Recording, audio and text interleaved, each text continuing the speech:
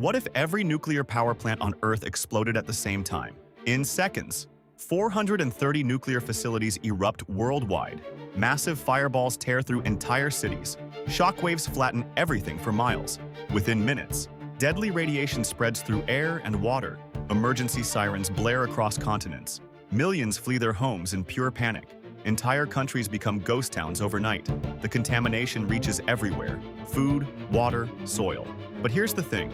Real nuclear plants have multiple safety systems to prevent this. This scenario is extremely unlikely. Still, in just minutes, vast parts of Earth would be changed forever.